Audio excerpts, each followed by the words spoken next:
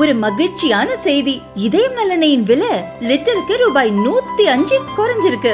September 2023ல 1 litre இதயம் நல்லெண்ணெயின் அதிகபட்ச விலை ரூபாய் 503. ஆனா இப்ப 1 லிட்டர் இதயம் நல்லெண்ணெயின் விலை ரூபாய் 398 மட்டும்தான் தமிழ்நாட்டுல. அப்ப இனிமே எல்லாரும் இதயம் நல்லெண்ணெய் வாங்கலாம் இல்ல?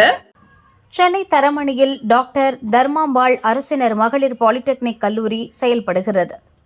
கடந்த வெள்ளிக்கிழமை கல்லூரி விடுதியில் இருந்து 1ஆம் ஆண்டு படிக்கும் மாணவி தனது தோழியுடன் வெளியே சென்றுள்ளார்.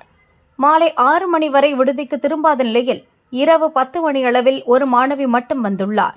மற்றொரு மாணவியை பற்றி அவரிடம் கேட்டபோது தனக்கு தெரியாது என கூறியுள்ளார்.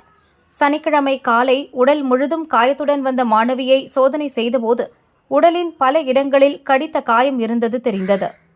மாணவியிடம் நடத்திய விசாரணையில் இன்ஸ்டாகிராம் மூலம் அறிமுகமான நண்பர் அழைத்ததால் சென்றதாகவும் அங்கு போதைப் பொருளை கொடுத்து 7 பேர் கொண்ட கும்பல் பாலியல் வன்கொடுமை செய்ததாகவும் தெரிவித்துள்ளார். நடந்ததை அறிந்த கல்லூரி நிர்வாகம் அது பற்றி போலீசுக்கு தெரிவிக்காமல் மறைத்துவிட்டதாக கூறப்படுகிறது.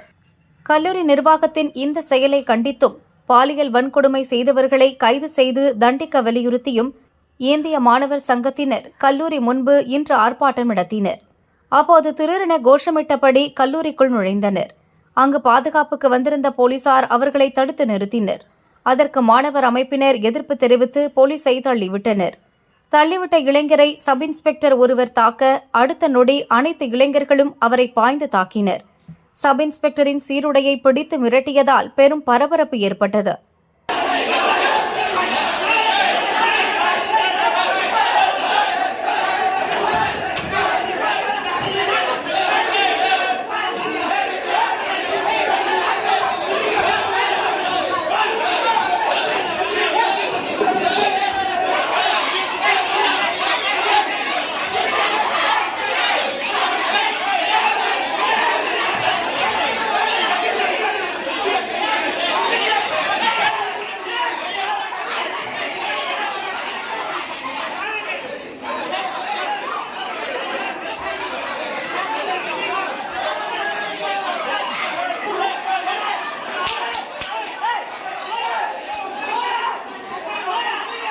சப் இன்ஸ்பெக்டரை தாக்க முயன்ற இளைஞர்களை பிடித்து இழுத்த மற்ற போலீசுடனும் கடும் வாக்குவாதம் செய்தனர்.